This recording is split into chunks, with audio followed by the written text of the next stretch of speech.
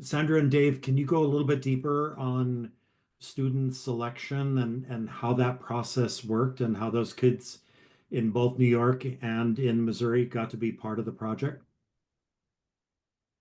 Dave, you want to go first?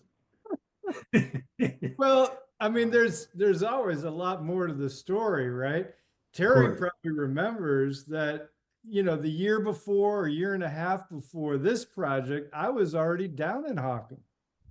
I Yeah. did a mural project with the high school in 1998 or something like that. So I'd been down there. I'd spent, I don't know, 3 or 4 weeks probably. I knew a lot of the kids, a lot of the students. I knew Norma.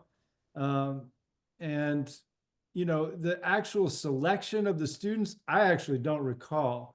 My memory is that it was a lot of the same folks, Terry, who had participated in that first mural. I don't think there was any kind of vetting process or application that was anything more than saying you were interested and that you had the time to do it. Sandra, help me out here. I don't really remember. Oh, you're on mute, Sandra. Yeah.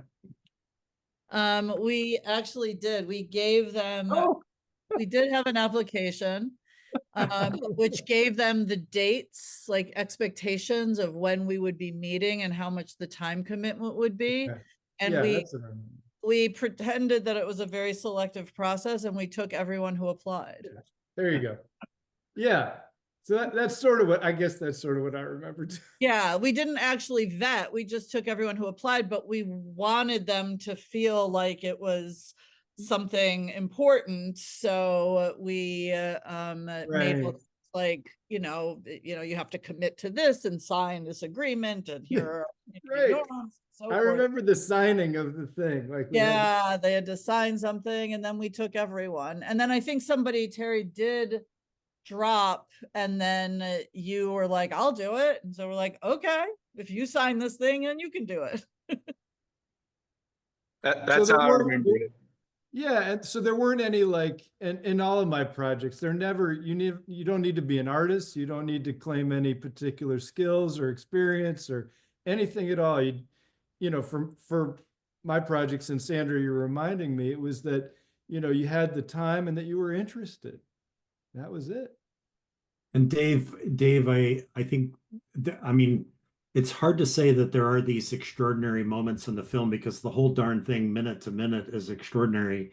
Um, but one of the moments that really jumped out at me is when they start to create their self-portraits, that you could literally see the barriers to that sense of I'm not an artist starting to drop away, and that they were beginning to feel empowered to be able to portray themselves in an artistic way. And I wonder if you can talk about that a little bit, as part of a process that you do probably over and over again. Well, I don't know. I mean, we're all artists. We all can, make self-portraits in one form or another, whether it's writing or painting or drawing or singing or dancing or whatever it is. And I think Mm. the trick is to just create a space where people feel comfortable to do that in whatever capacity they have. And that's what Sandy and I, tried to figure out in both places. It can be difficult because, you're acculturated to believing that maybe you can't do that or you're Yeah. not as good. And Sandy and I talked a lot about use whatever medium you want. It doesn't have to be one way or another. It doesn't have to be your face necessarily. Is that right, Sandy? I can't remember. I mean, the whole thing, but For the portraits, yeah, some of them really, I mean, in Holcomb, they did a lot of photography where they picked all these items that mattered to them, yeah, yeah, yeah, yeah. Yeah. posed with Right. them. And in New York, it was more sort of drawing and representation in different ways. But I want to say that, Josh, when you said that the artistry sort of came out in the self-portraits, I thought that actually when Dave started working with them in the very beginning with those exercises where everybody was like shifting around, Yeah. and like that's where I thought that idea of like who is an artist broke down. And we had people on that project like Polina Barskaya, who is now a professional artist and absolutely extraordinary still.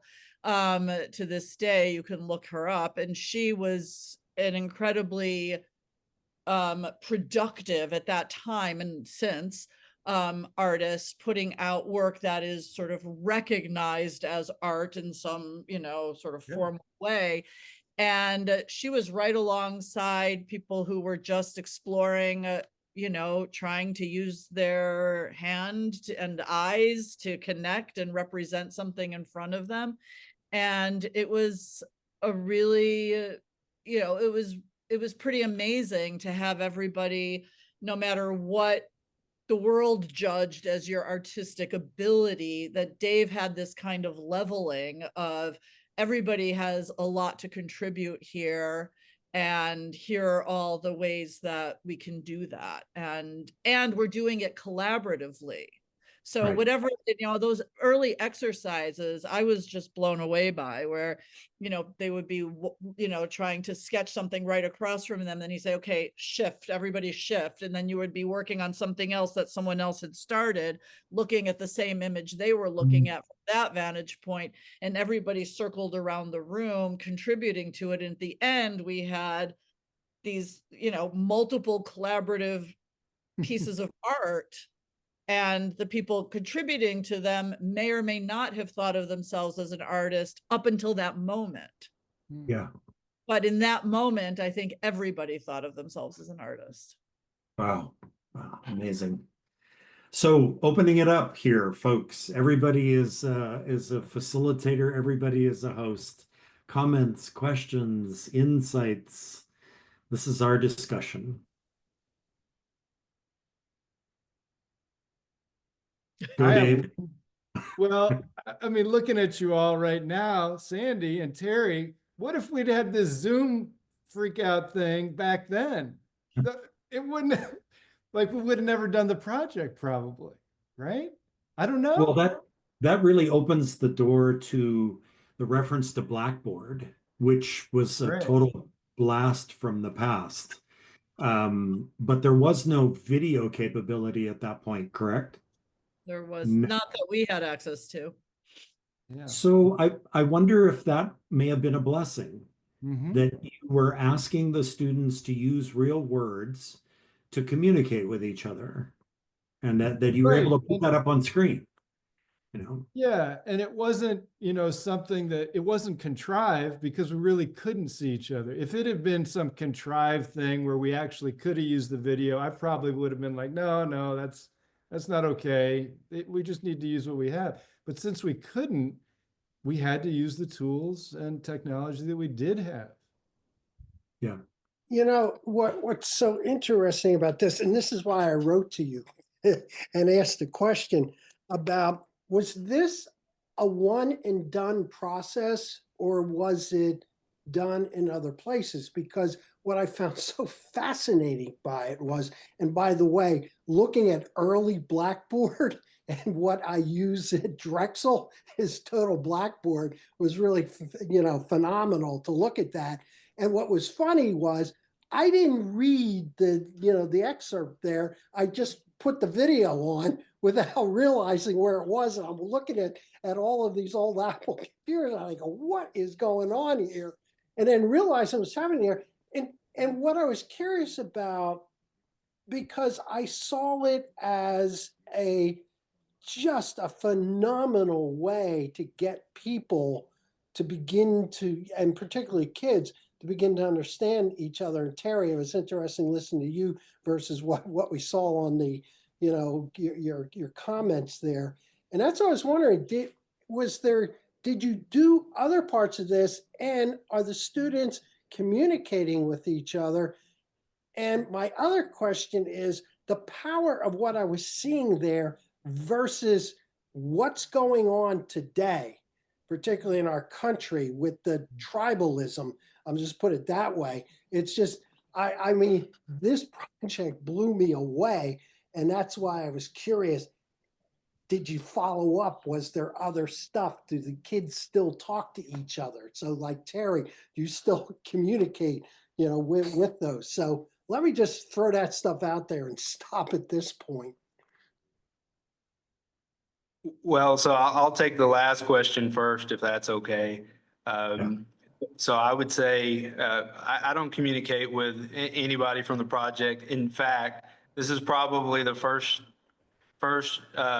face-to-face we've had in 20 years with anybody associated with that. Now, some of the people that I went to school with, I went back for the 10-year and the 20-year high school reunion. But no, I live in Houston now, and it's quite a bit away from where I grew up. And so I don't have that friend group. And as far as the communication ability and the tribalism and all of that, so while I thought it was appropriate for the project and it produced some amazing things, I think today's culture suffers from over connection. So Sandra was only able to find me via LinkedIn. That's the only social media that I use. And I keep a small group of friends here that I communicate with directly via text message and that sort of thing. But had we had so much opportunity to connect with people, all the different social media apps, all of that sort of thing, I don't think the results would have been nearly as interesting. Okay.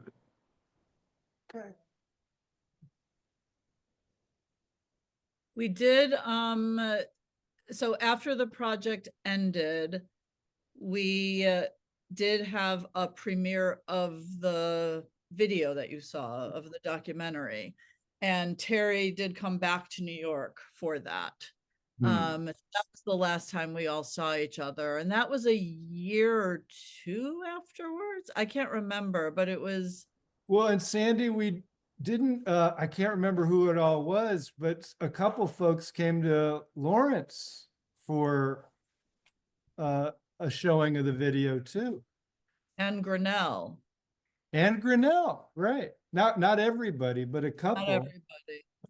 Because Grinnell College, Dave and I both went to Grinnell College, and they had funded aspects of this project through like an alumni grant. And so we also went to Grinnell with the mural. Yeah, right. We shipped the mural to Grinnell College. It just blew my mind. This thing is so powerful. I'm serious. When you look at it, I'm actually going to have my doctoral students watch this now, and and I teach leadership development, and it's amazing. And Terry, what you said, I thought was kind of interesting. That because of all that there was, you're looking at it as there's an over connection today, which probably spurs on to that. But the power of, what that space that you guys created, I thought should be captured, and,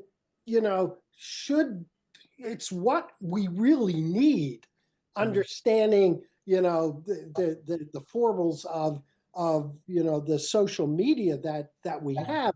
But I would love to see this, used in schools around the country. I'm dead serious about it, because we need to create conversation and allow for that development to take place in as many kids that we have. And I'm just telling you, your project, I live in a little community here, and that would be phenomenal to do it. I live in Amish land, so it's kind of neat. So anyway, Josh, I guess I'm a little bit different here. I don't see a conflict. To me, people are maybe over connected, but in a shallow way. I think people don't deeply connect very well because we have so many ways of connecting. And I think what this is, to me, this was a vehicle to get people to make deep connections.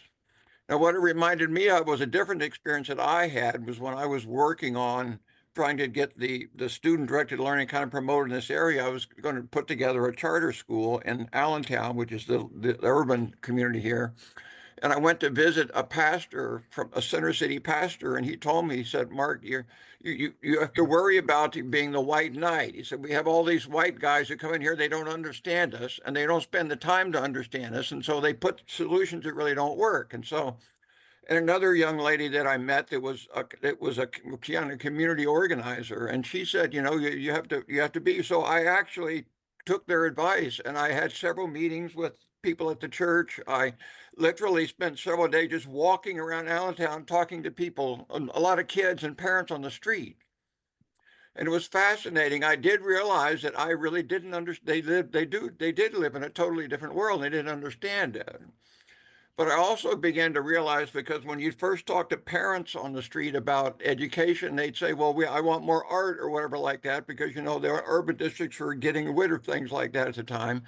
But then when I started saying that what we're trying to do is really adapt to the kids and figure out what your kid is really about, then all of a sudden the parents had a totally different, it's like they're blossomed. And said, well, I do realize that my kid has this particular tendency or whatever. Is that something you could do? And they had never imagined that it might be possible for the education system to kind of draw out a unique quality of their kid. Mhm. And I could tell it's the first time they'd ever talked about it. And so that's what, to me, it's this idea of how do you get people to really connect? Mhm. And that project provided a vehicle. I think there probably would be other, like for me, it was just walking around the neighborhood doing these things. I think there are different ways of doing it. That project did that. And that's what, John, I think what's missing in the world today is people don't really connect. They connect on the surface too much, but they don't really connect in a deep way. Mhm. So Nieves and I both work at an organization called Global Nomads that does exactly that globally. We connect youth to do this kind of work. And I learned a lot from this mural project. And I know Dave does a lot of work to connect people in deep ways within and across communities as well, with other murals that you should probably talk about. But and I do believe, I just wanted to say, in terms of what has happened with the work, I think that every person who was part of it carries something with them from it. Like Terry, I'm imagining that your approach to working on global teams is probably impacted by something that shifted or happened or that was learned by you at that time, similar to me, similar to Dave. I think we all came away with lessons about how to connect across distance and difference, and how to create the conditions for connecting across distance and difference. How much, Sandra and Dave, well, and Terry, how much did the connection deepen because of your decision to go from Blackboard to meeting at the airport?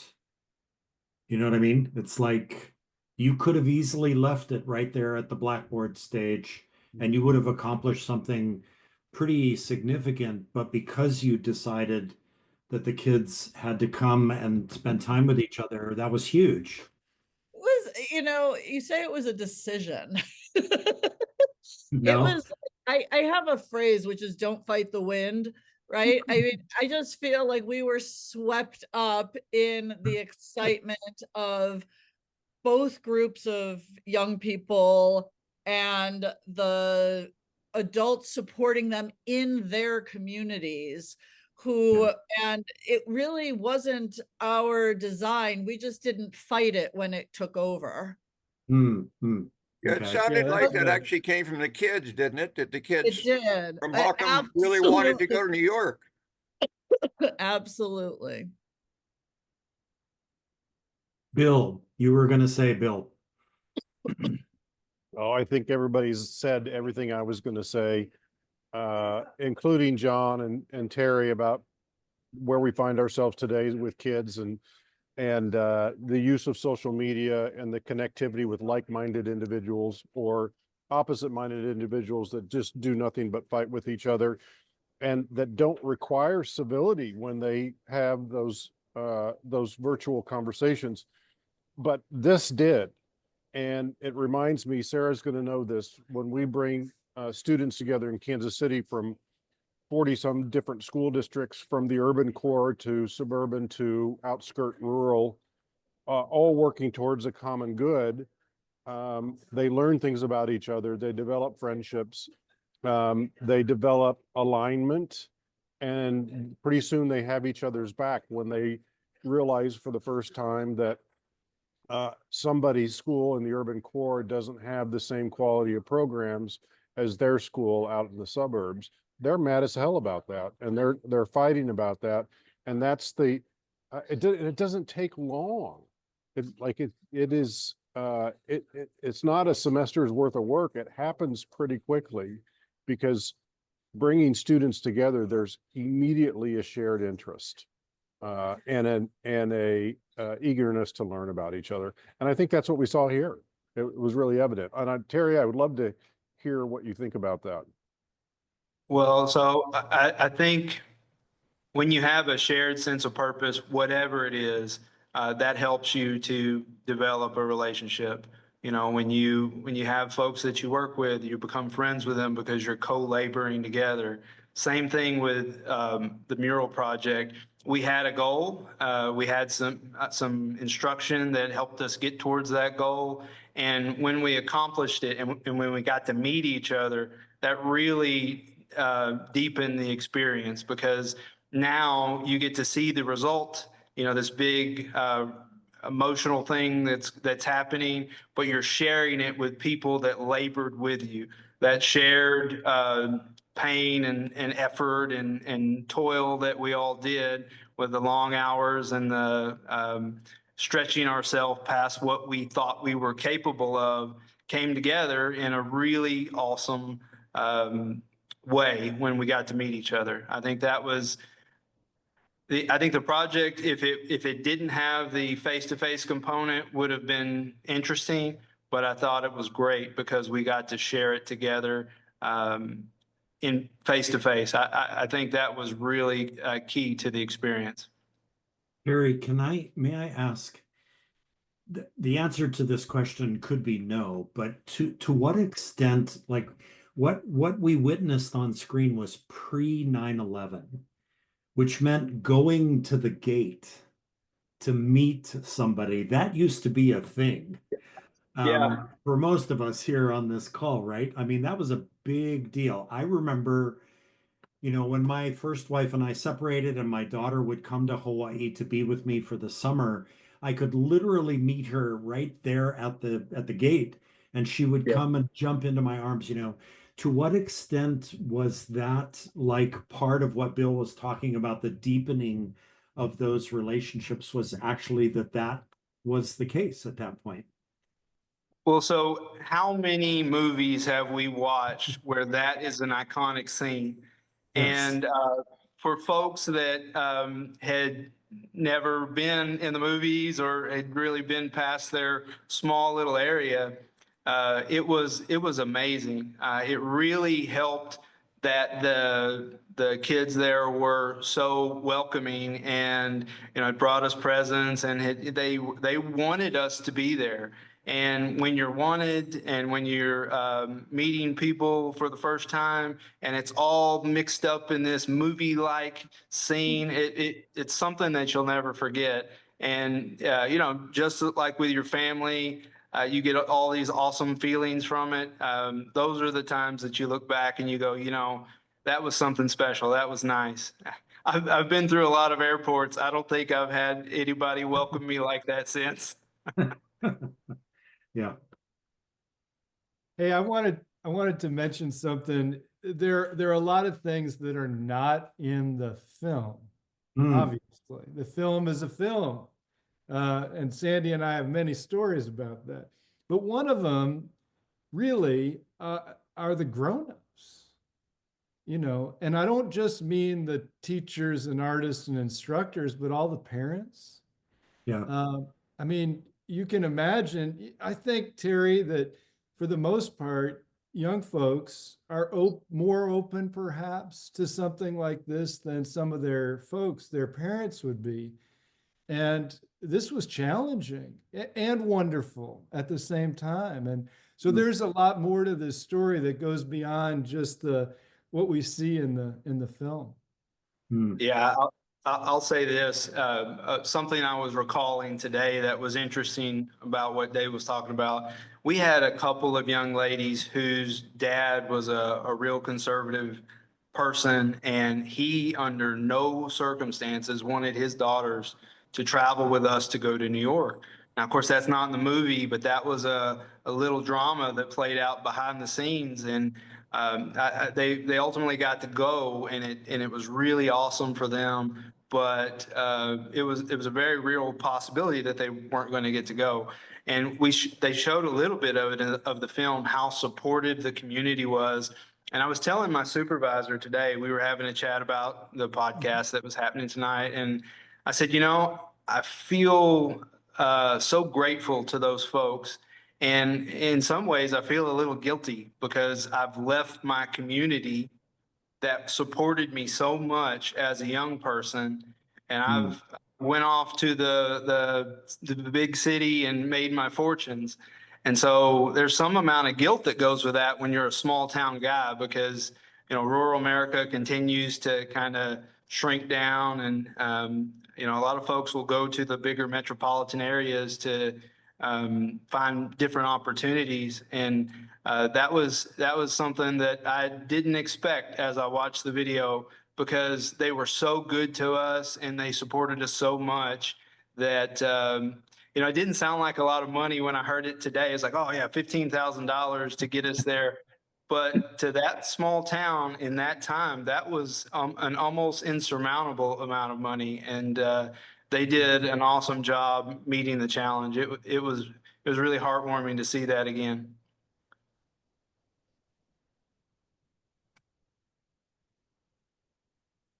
Other thoughts, questions, insights? Just one thing, Josh. I mean, Terry, you mentioned you aren't in contact with those folks. To me, that doesn't really bother me, because it was more of a cultural experience where you were learning. It changed, as you said, it changed your perspective probably forever, Yeah, and your perspective on yourself too, probably, and the world.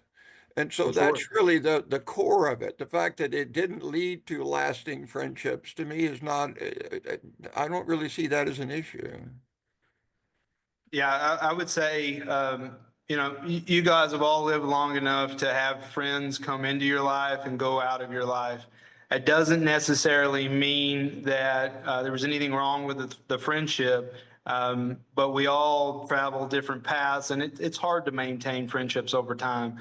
If we were to get together now, I'm sure we could share all kinds of fun times, but for that season, that friendship was very enjoyable and deep and meaningful. And then we kind of went our separate ways and made our ways in the world.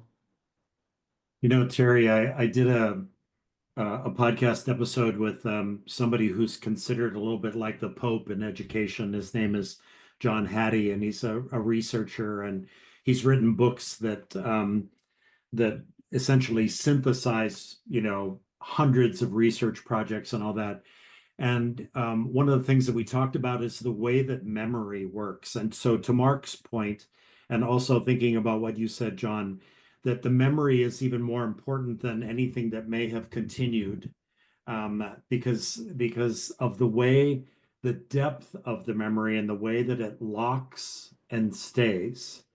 And that's a function of what Terry and Sandra created, was a project that had a high probability that the memories were going to sit and root and stay, you know? Yeah, I think that's a good point. As you guys have mentioned, I do look at this as one of the formative experiences in my life, and I credit Sandra and Dave for a lot of the exploration I had as a younger man, and then the more adventurous side of myself as I got into the working class of folks. And I'm an introvert by nature. I'm an engineer's engineer. And I didn't have a desire to reach out past my community until I started to see what was possible.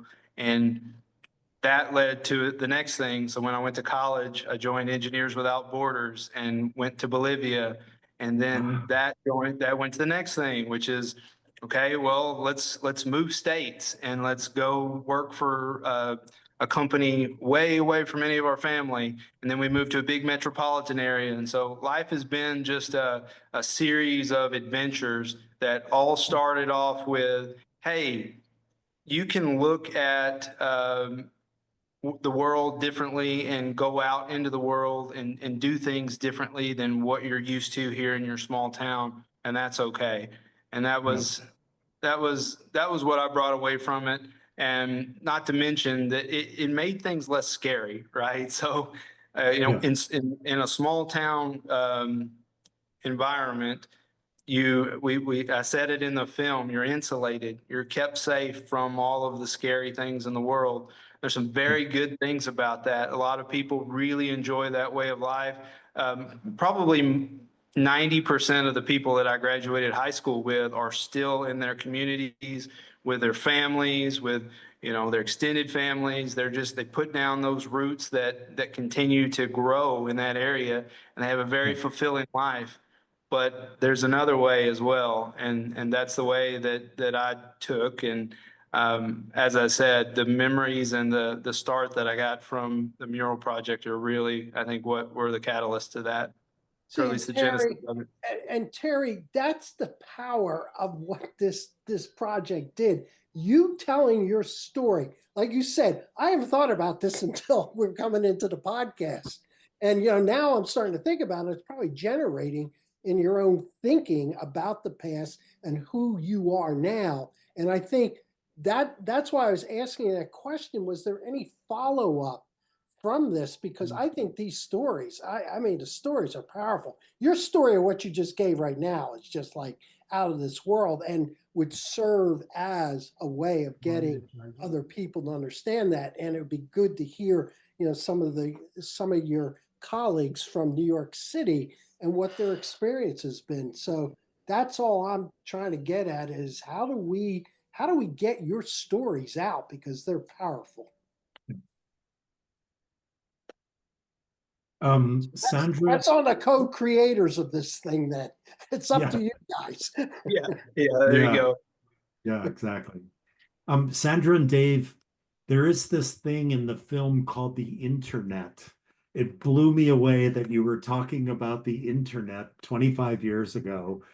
And how extraordinary, because that was the beginning of the sort of ed tech examination of how the internet might fit into teaching and learning.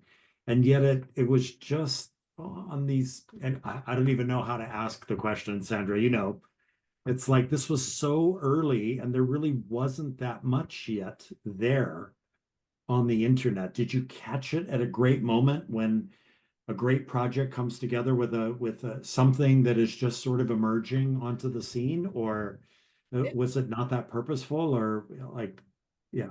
Yeah, I often find I feel like I do projects that kind of birth themselves. Um, and, and I don't know quite how to explain that, but the way that Blackboard even came into the thinking about doing this is I was a professor at Baruch College, and that we had just started using Blackboard, and I had connected, I don't know if, I think this might be in the documentary itself. I'd been connecting people who are training to be principals, who are my students, with young people who I wanted them to, give feedback on project, because I always think that, the people with the problem are the people with the solution, which connects a little bit to what Mark was saying, right? And they may not have access to what they need to actually address the solution, but they know better than anybody else. And so when the adults were trying to create school safety protocols, I was like, well, you won't know what to do unless youth are telling you, because they actually are the ones who are trying to maintain their own safety and be safe and going to school and so forth. So, you know, you got to engage them. And the way I did it was using this brand new Blackboard technology. And when that had the results it had, because then they met face to face and they were all like, you know, surprised by how old or young the other ones were because they had been gauging at the level of ideas. I was like, you know, this is interesting. And then I had just read about Dave's work. I think in our alumni magazine, right? Yeah, there was some profile of his work, and I reached out to him and I was like, do you want to try something with me? And it was really just, you know, and I was like, we could use this Blackboard thing that, and he's like, okay, as long as you know how to do that. He's like, I know how to do the rest of it, but if you know how to do that part. And then we collaborated, and it was, you know, it was again, it was one of these things that just, and it just kept getting legs, right? Like when the excitement and interest, and then, you know, all praise to Jan McElrath of Holcomb, who did that fundraising effort.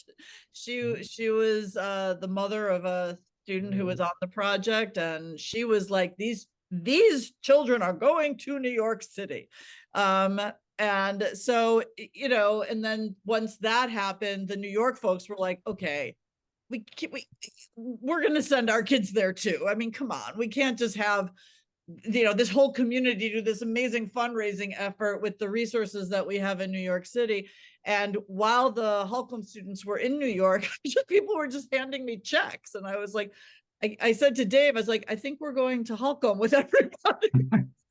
I have a lot of checks in my hand right now. Like, it was really, you know, but the technology that connected them, yes, it was very rudimentary and it was slow. Like when you compare to just how quickly things move now, it was slow. It took time. Uploading images. I don't know if you remember, Terry, how long it took just to upload an image. And not everybody had a cell phone in their pocket to take a picture and quickly upload it. It just, everything took way more time. I remember a moment in New York where we were trying to troubleshoot something and I got really frustrated and was like, you know, and then one of the teachers was like, you might want to reel your frustration in a little bit in front of the students. I was like, right, sorry everybody. Like, but it was just, you know, it was we were learning so much as we went, and the tools now, if we think about, like, we would not have the patience. We've been trained to be so impatient in terms of how long things should take with technology. We wouldn't have the patience to just even like upload those images. Yeah. Well, Sandra, one thing that brings to mind, the speed of the technology was actually a good thing, I think, because it made us a little more purposeful about our communications. You know, and instead of having a whole feed of, you know, 50 comments from each person and having this big long chain, we had smaller, more succinct communications with more selected media, right? We didn't take 1,000 pictures that then nobody would look at. We made one representation that people value. Yeah. That's a really important point. The other thing, Terry, I don't know if you'll remember, but anytime the technology broke down, it was the students who figured it out. That's true. Every adult was just like, we don't know what to do. And Terry, in particular, and Holcomb, and particularly with Terry, they would just be like, oh, we'll figure it out. We'll figure it out. What was your friend's name with the plane and the big plane and his?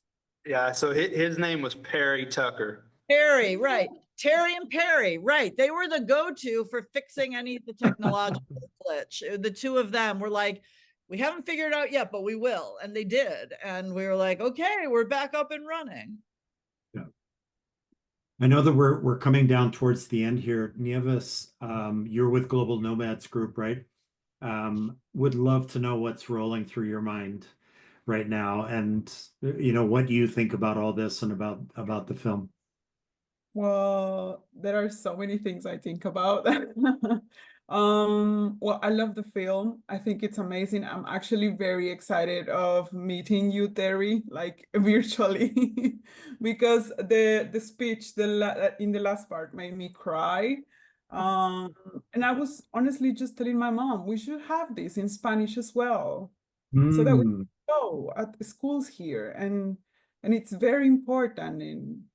And I don't, I mean, I honestly don't think it's just the US, but like to have it globally, like accessible for everybody, it will help a lot. Yeah, and I would love to show this to my students because I also have some students and I would really, really love to show this to them. that's one of the things that it came up earlier in the conversation, Nieves, is there's a timelessness to this film. Even though it's 25 years old and what was happening was 25 years ago, there are themes running through it that are completely timeless. I could see screening this film 10 years from now, 20 years from now. And this whole conversation about building relationships and getting to know people in a real authentic way and slowing things down and so on, it's all very real. And so I wonder, I don't know, Mel, what school could be? Maybe we've got something happening here where we could actually provide a second life for this. And it would be, the subtitling process. I'm not sure how that would work, but it can be done. I mean, most likely to succeed is in 7 different languages now, subtitled, so it can be done. We just have to figure out a way to do it, and if what audiences it would be best put in front of. Yeah. Yeah, I will love to see that. And the audiences, I think, well, we work in the education sector. Well, my mom, she has many, many connections, at least in the state of Quintana Roo. And right now we are going through a very severe crisis of a lot of violence, and a lot of children really will use these. Really, I believe they really need these just spaces where they can just be themselves, Yeah. and not be surrounded by all these, the news and the violence and everything, that they cannot really have the space and the time to be themselves and to share what they think, Yeah. how they feel. Yeah. We have a series that we run once a month called Eye on Student Protagonism. And the theory behind it is students are the protagonists in their own living and learning. And all those of you who have attended, which is most of you on the call, every single time we end the call with just so much fuel in our tanks from listening to students present the projects that they're working on and the purpose that they gain through these types of projects, that sense of purpose. And Terry, maybe that's a great way to sort of bring us to the top of the hour, is talking about the sense of purpose behind this and just reiterating that point of it's not just a mural, it's something much more than a mural. So I think you're right. The humanities have kind of been under attack for a while in the U.S., and we put a lot of value in some of the harder sciences. I'm an engineer, right? So when I went to school, same type of criticism. But we're trying to build better people, right? We're trying to build more connected people. We're trying to make them more integrated into their societies and into the world. And so when we give them a common purpose and we give them the tools to work together towards that common purpose, and along the way deepen the connections, what we come out with are people that are changed. And it may just be, one person, but if you have one person that goes on to change other people and make other copies of that, the impact is incalculable. Yeah, absolutely. Mel, I wonder if we can share screen in this moment and show, in particular, our film screening of Rise that's coming up in March, because it's such a beautiful segue from today's conversation to this particular film. And then we want to close with our traditional Zoom fist bump photo screenshot that we take, our group photo. So we want to make sure that we do that. But here, let's just take a look real quick. So that's today. And then we have this session coming up on March 11th. So this film, which is made by director and producer John Long, this is a school in Boise, Idaho, and it's called One Stone Lab School. And this is quite an extraordinary hour-long documentary about One Stone. John, you have run with this film like nobody's business. I think that if there is a better example of an actual physical school where student empowerment is completely the DNA of the whole process. I mean, one example is I think that they have 15 or 16 seats on their board of trustees, and that the majority of those seats are occupied by students who are actual voting members of the board of trustees. And it just goes from there. So we're going to actually show the film, screen it, because it's password protected, and we've got One Stone's permission to do this. And One Stone students are actually going to join the post-film discussion. So we would love to have you join us for that. That would be fantastic. We've got that coming up as well. So anyway, so to close out, we would love to take our group photo. Let's see, Dave, can you come back? Where did you go, Dave? Your video disappeared. Where is he? There he is. Okay, great. Okay, so we're going to set this up. I know some of you, this is like the first time, but it's super fun and we love it. So let me set up the shot. Okay, everybody's going to do a fist pump. This is our fist pump photo. 1, 2, 3. Perfect. Got it. Awesome. Wow, this has been so amazing. Terry, Sandra, Dave, thank you. It's been really quite a moment. Great to see you, Terry. Thanks, Dave. And Sandy. Can't believe the timing. The timing worked out beautifully. We did not know when we scheduled this what kind of crazy moment would be happening here at this particular time in 2025. So, in a small way, we have put ourselves in a position of coming together as a community, and it's just really neat, and we really appreciate it. And this is really what School Could Be is all about. So thank you so much, and we'll keep this ball rolling. Thank you, everybody. Thank you. Thank you, Yeah. Terry. Yeah, great to meet you all. Terry, it's just so amazing to hear you talk again. It just makes me so happy. I gotta get your number. Will you email me your number? Absolutely. All right, because I want to talk more with you. It's just, I'm so bummed Stephanie couldn't come because she's sick.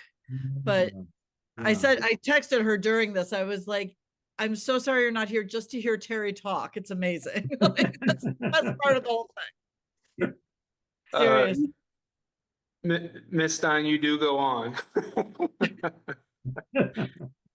It's great to see you all. Thank you for including me, and I'll shoot you my number. You guys have a great day.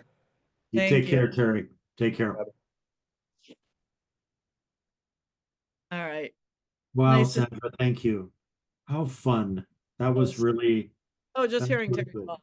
I mean, the last Yeah. I saw him, he was like 17, right? I mean, it's just, and you know what? I'm gonna confess to you here that I hadn't quite made the connection. And so when I selected that clip, I didn't realize that was the Terry. And so that was the gods looking down on the situation and going, yeah, that's the clip you have to pick.